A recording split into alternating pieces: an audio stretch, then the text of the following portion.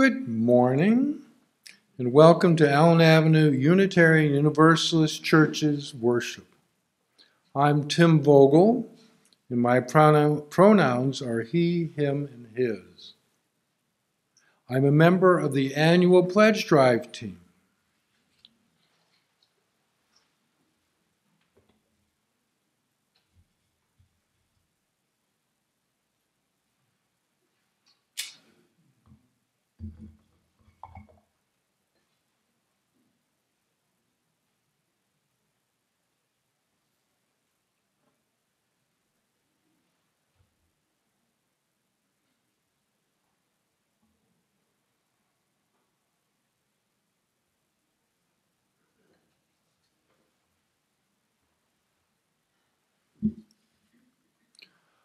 Our mission calls us to celebrate diversity, encourage spiritual growth, and promote social responsibility while we travel and care for the earth.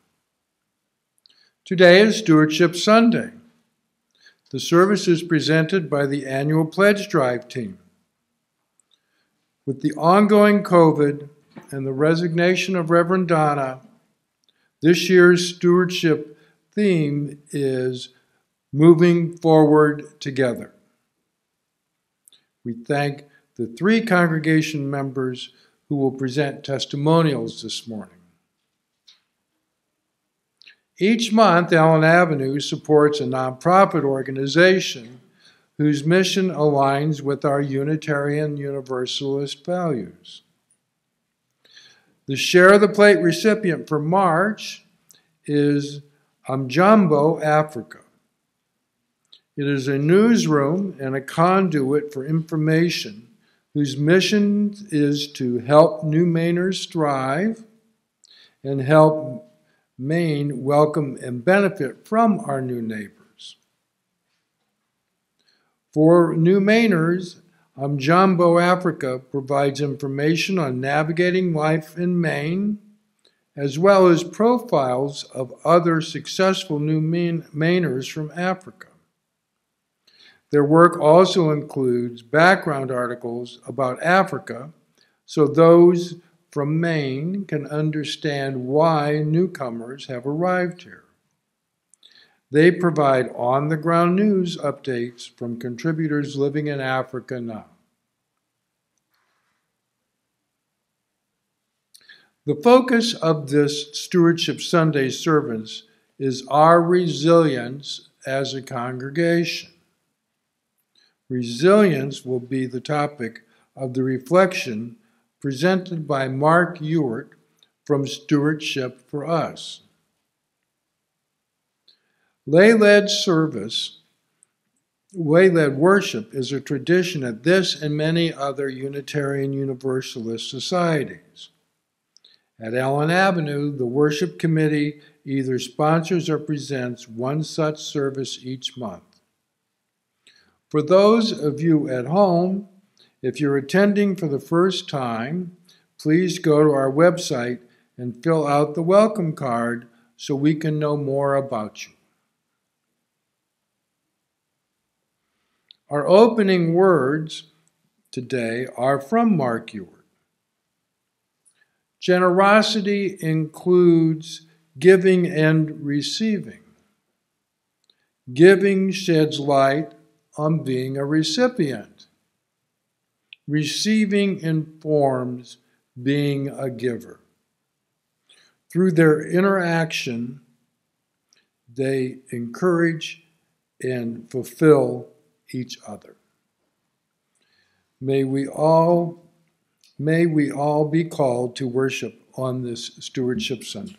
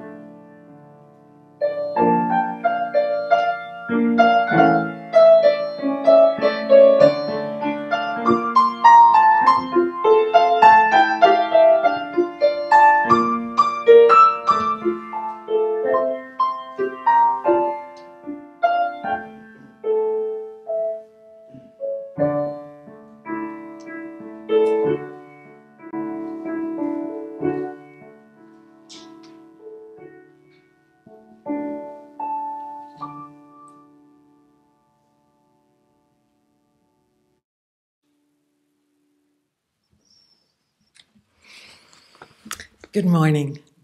I'm Barbara Freeman. And not long after Jerry and I retired to Maine, we paid a visit to A2U2 for one reason. We were invited. And we have forever been grateful to Andrea and Dave Jewers for that invitation. As it turned out, what we didn't find here was as defining to us as what we did. We didn't find fixed pews, stained glass, a soaring choir loft. We found a building which looked like a preschool, with low windows and many doors, and a hall in which children ran and laughed, and an open sanctuary where all were literally on the same level. Easily reconfigured, this sanctuary also transformed itself into our social hall and dining room, a cabaret, a holiday fair, and even a dance hall for a memorable prom night. Over 20 years, Jerry and I experienced 3 settled ministers and 2 interim ministers. During those years, we learned that the beating heart of this congregation was not the minister, however beloved, but the community itself. Our annual wish list always far exceeded our funds, and that scarcity made member volunteerism essential and valued. Would Jerry have found a satisfying role if a full-time sexton had solved all our building problems? At A2U2, Jerry is on speed dial, and his practical skills are greatly appreciated. Would I have found such enduring friendships if I hadn't jumped in when Karen Anthony recruited for the Finance Committee? That opened doors for me to years of working with our church finances and on the board, and it was work that I loved. So many other longtime members are here because their talents were welcomed. Our amazing worship committee has provided spiritual sustenance for us through ministries, both thick and thin. With Dale's leadership, our choir fills this space with music, sometimes stirring, sometimes exuberant. RE volunteers help Emily design and deliver a creative program for our kids. And our social action team inspires us all to build that world of compassion, equality, and freedom, which our mission statement aspires. Here's what stands out for me about this beloved church. Our mission statement is ours. It gives meaning through the actions we take. No higher layer of church authority defines the shape or content of our services, nor supplements our income. In sum, as Karen often said, the church is just us. And I want to close with these words from the Reverend Teresa Soto, who offered them by permission to small group ministries. And in a way, that's kind of what this is this morning. You are the gift. We all bring some broken things, songs and dreams and long-lost hopes. But here and together, we reach within. As a community, we begin again. And from the pieces, we will build something new. There is work that only you can do. We wait for you. Thank you. I am Steve Hansen, and I'm a member of the annual Pledge Drive team. Each week, our staff and volunteers create meaningful spiritual experiences. We have religious education programming, spiritual enrichment groups, and a variety of opportunities to create community. The funds we receive support all that we do, and 1/3 will be shared with Jambo Africa. There's a QR code on the back of your program if you would like to donate electronically, or you can wait for the plates to go around. If you're online, you can go to our website and use the donate button and indicate it's for the Share the Plate.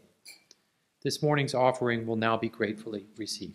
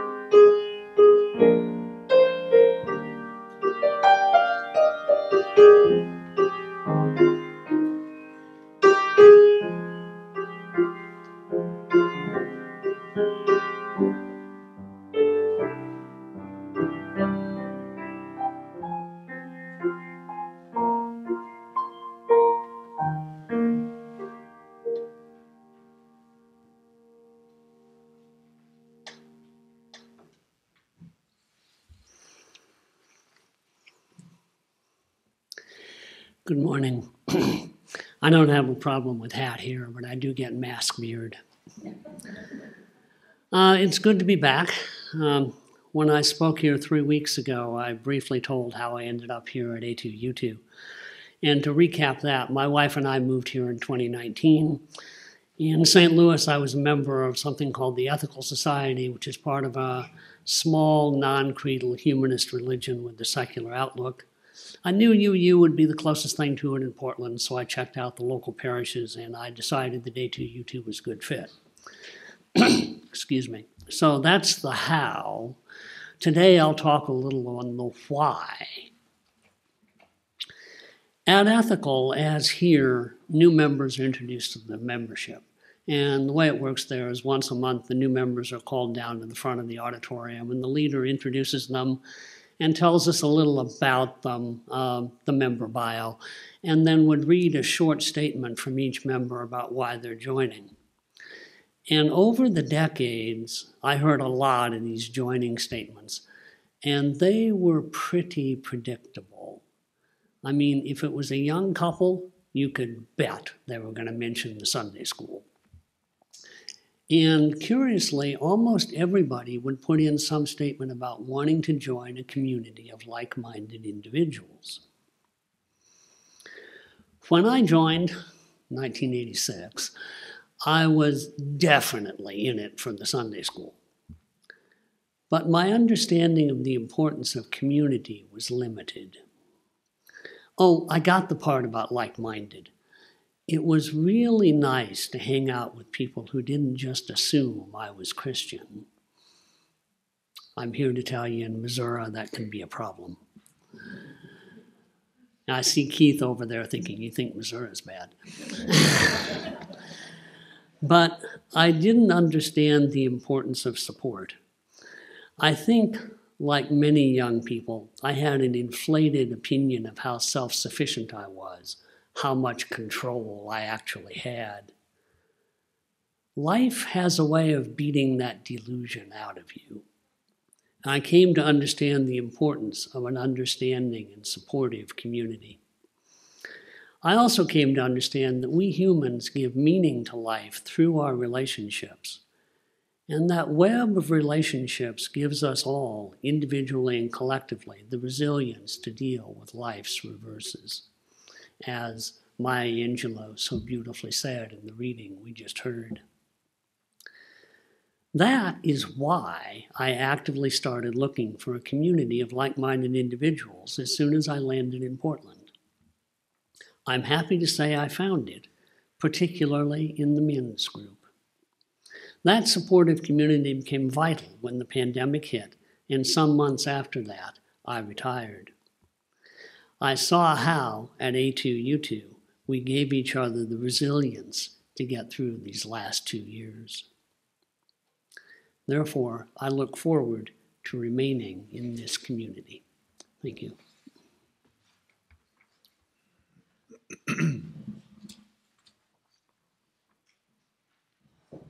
It is my honor to introduce Mark Ewart, who will present the video reflection this morning. In 2018, my wife Polly Juno and I were visiting my family in Columbus, Indiana. We found an opportunity to attend that Sunday service at the Unitarian Universalist Church of Columbus. During joys and concerns, I sent them greetings from this congregation. In one of the coffee hour discussions, I said this year I would be chairing our congregation's stewardship committee. A woman in the group said, "Wait, don't go anywhere. I have just the thing for you." She quickly took off for one of the rooms down the hallway. She returned waving a book and saying, "Here, this is for you to keep. We have been working with Mark Ewart, and this is the book he wrote, The Generosity Path, Finding Richness in Giving." She said, "You know, Stuart Skinner House Books published it." She continued, "Last year it was our congregational read. And you know what? We met our pledge goal in one day." All I could say was, "Wow," and thank her for her kind gift. On the return flight home, I read much of the book. Then in March 2019, Polly and I attended a workshop in Milton, Massachusetts, entitled Integrated Stewardship That Engages All. Mark Ewart was one of the facilitators. During group discussion, I told the story from the UU Church of Columbus. At the break, Mark said to me, "Hey, thanks for plugging my book." Working through the Stewardship for Us team, Mark Ewart is a congregational stewardship consultant for Unitarian Universalist communities. His focus is on helping congregations grow their cultures of generosity. He is also a past president of the Board of Trustees of All Souls Unitarian in Washington, D.C. During November 2019, Mark visited our church and facilitated 3 days of meetings during our Next Steps weekend. Mark will now present his reflection, Our Resilience as a Congregation.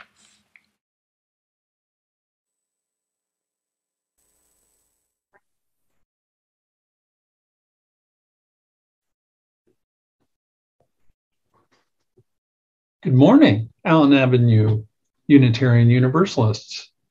Good to be with you again. And so here we are, 2 years into the COVID-19 pandemic, almost to the day. Certainly this week in 2020, the World Health Organization declared an international public health emergency. Take a moment to remember that time. We all had to turn on a dime. Our lives changed almost unrecognizably overnight. Partially, we didn't know enough about COVID-19, so we were cleaning all of our groceries when we returned from the store. We were stocking up on toilet paper. Did we think it was an intestinal disease? Little did we know then that supply chain disruption would become a common phrase. Nor did we know we were creating the toilet paper shortage when there wasn't any lack of supply. Congregational life also changed almost immediately for all UUs all over the country. We pivoted from our centeredness in our buildings to digital, virtual engagements like me coming to you on video today. For many congregations, that was leaping from essentially 19th century practices into the 21st century. It was abrupt and head-spinning how quickly and completely we had to adapt to new conditions. and it's not stopped. We've had to keep up with developments and keep adjusting every week, every month, even today. Today, am I eating indoors in restaurants? Am I gathering with friends now? If so, how many? Am I taking public transportation? What are the requirements for each of those settings? What is safe for me and my circumstances in each of those settings every day? Does it wear you out to hear me talking about all of this? It does me. I'm worn out. My adaptation muscles are just tired. And my resilience is slim these days. And yet there's more to it than just that. One of the readings today is from Brené Brown, the social scientist and researcher. You may know her because she's very famous these days. The reading's from a paper she wrote that appears in a textbook for college students. According to current research, Brown found that resilient people share 5 common factors. 1, they're resourceful and have good problem-solving skills. 2, they're more likely to seek help. 3, they hold the belief that they can do something that will help them to manage their feelings and to cope. 4, they have social support available to them. And 5, they're connected with others, a community, such as family or friends. This is interesting to me. 3 out of the 5 factors include other people. Number 2 is the likelihood to seek help, which presumes the existence of a helper, so other people. 4 is social support, and 5 is connecting to others, like this community, for instance. The other 2 are internal capacities, resourcefulness and good skills in problem solving, and holding beliefs that help them cope. I'll start with the 3 factors that include other people. As a stewardship guy, and this being a reflection as part of your annual stewardship drive, as Unitarian Universalists, we strongly believe in the power of community as part of our governance, how we gather, and how we do things together as UUs. But part of our faith is in our ability to create transformation and liberation through building beloved community and making a difference in our larger geographic areas in greater Portland, Southern Maine. So I'm also thinking about the resilience of the congregation as a group of people and not just individual resilience factors.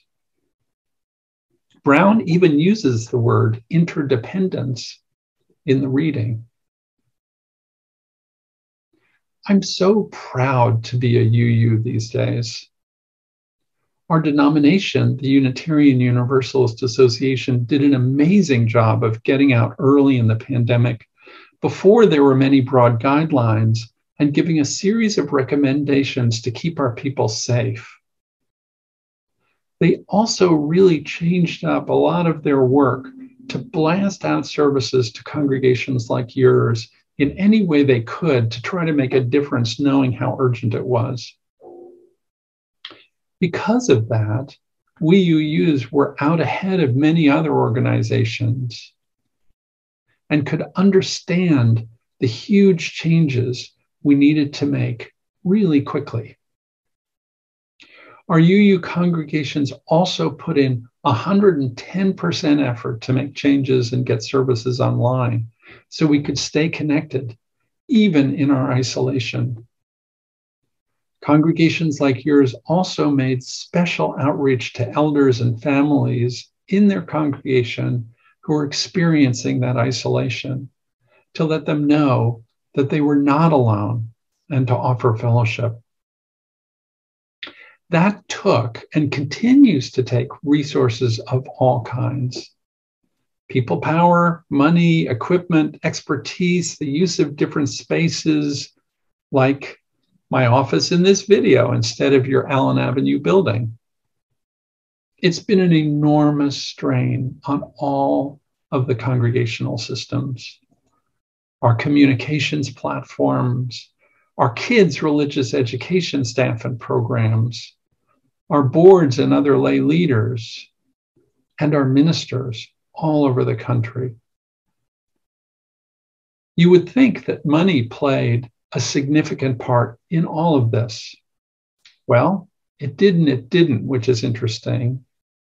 It did in the sense that people like you have consistently contributed to your congregation and have increased your giving despite having to adapt to online programs that we all know are just not as rich as when we can gather in person to do things.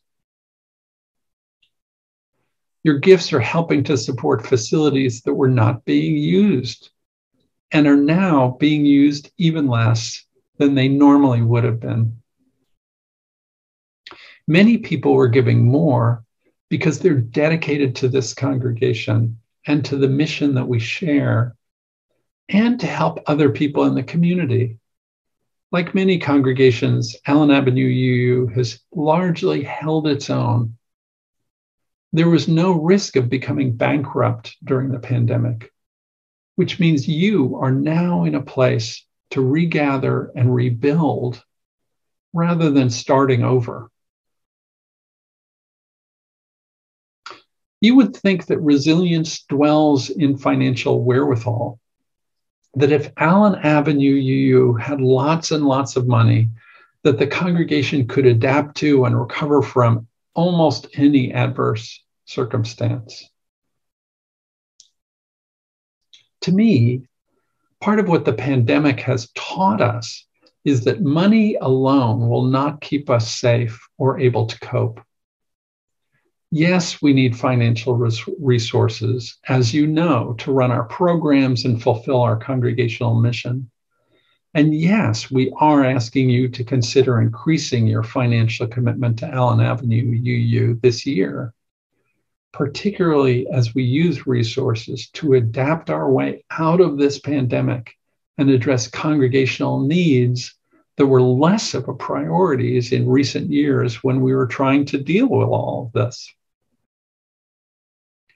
The resilience that Allen Avenue UU has drawn upon is a collective one. Yet it relied on each of you practicing what Brene Brown suggests. Each of you working individually and as a congregation to find resources and solve these problems.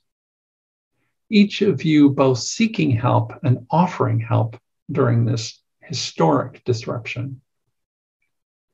Each of you believing that you can do something to cope as you have and to deal with difficult emotions these times have brought up, and supporting each other through the congregation.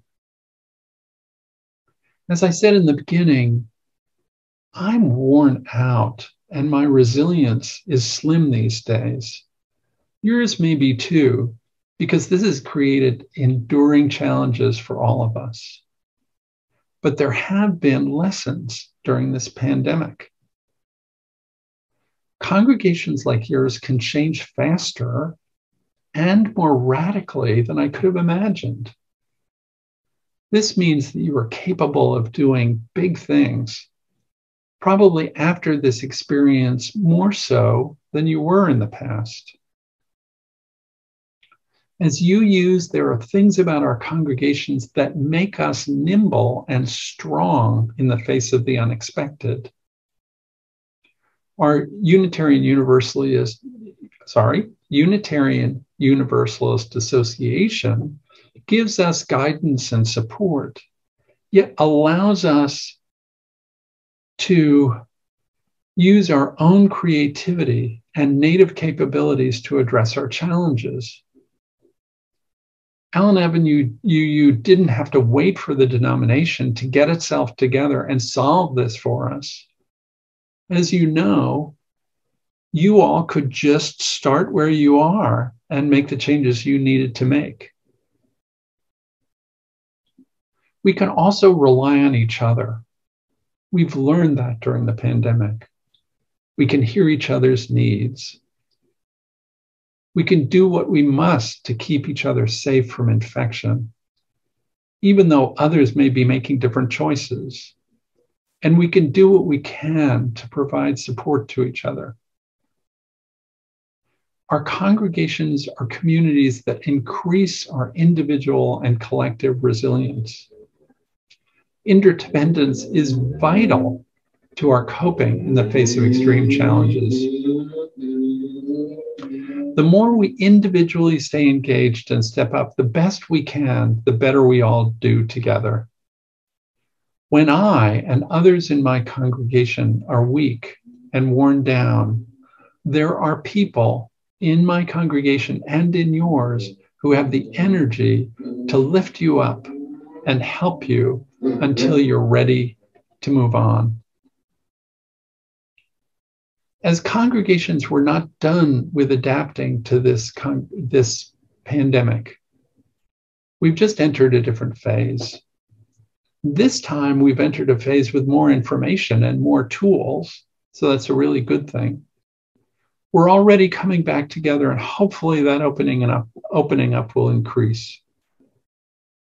And like a garden, when the weather gets milder, and the weather is getting milder, things are starting to come out of dormancy and popping out of the ground. That's when we start working in the garden again. That's when the potential becomes more available to all of us. And like the surge of energy those plants need to grow and bloom, our congregation, your congregation, Allen Avenue Unitarian Universalist congregation, needs more resources to revive and start reaching out again. I hope you will consider what you can pledge this year and will be as generous as you can as an individual or family so this congregation can thrive. I think of all the people in the Portland area who weathered the pandemic without a congregation, away from their workplace, apart from their family and friends. I hope they will seek out and find Allen Avenue UU. It would help to revive their spirits and take the edge off their loneliness. It could reconnect them. It could help them be more resilient, which we all need for whatever challenges may come next. It could help them be more resilient as well in joining with you who have learned something about resilience. I hope those things for you as well. The more you contribute here, the more you will gain from your involvement. So please join with others, lighting a way out of these dark times. So may it be, and amen. Good morning. I'm Clay Atkinson. It's not easy to authentically and consistently move forward with an optimistic spirit in a pandemic. To paraphrase Dan Ryland, a writer and Christian pastor, we're not exhausted from the work. We're exhausted from all the work with half the results. It's emotionally draining not to see tangible outcomes anywhere near the corresponding effort. I just finished co-facilitating workshops at Ollie on resilience in trying times. That experience has given me a better understanding of what our community has gone through. I'm thankful for our resilient community. Given what we've had to face, we've done well. We have the ability to recover from setbacks, adapt well to change, and keep going in the face of adversity. That's the definition of resilience. We now have new challenges. We need to regain momentum, recharge volunteers, renew our pledges and find other sources of financial support, regain some predictability. We've never predicted the future, but we knew enough to do long-range plans. We've had to, under these conditions, to make decisions about the church in an unpredictable environment. So where do we go from here? We need to build again.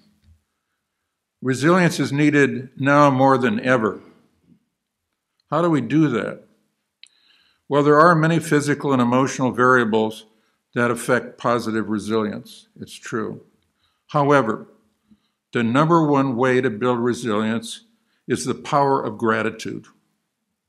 Research shows that gratitude can help us cope with traumatic events, regulate our negative emotions, and improve our well-being.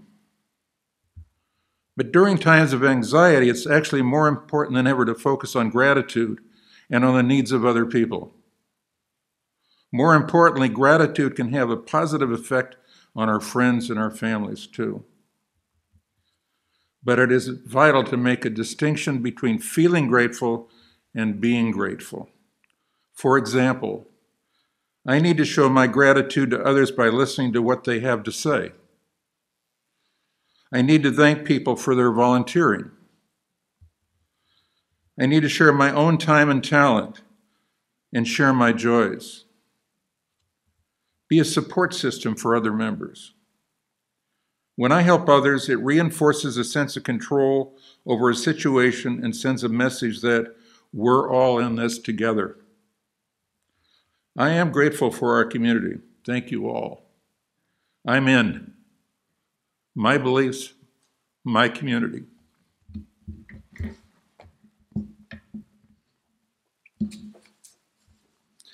I offer a final prayer on this Stewardship Sunday. If You Were Proud of This Church, by Michael Schuler. If you are proud of this church, become its advocate. If you are concerned for its future, share its message. If its values resonate deep within you, give it a measure of your devotion. This church cannot survive without your faith, your confidence, your enthusiasm. Its destiny, the larger hope, rests in your hands.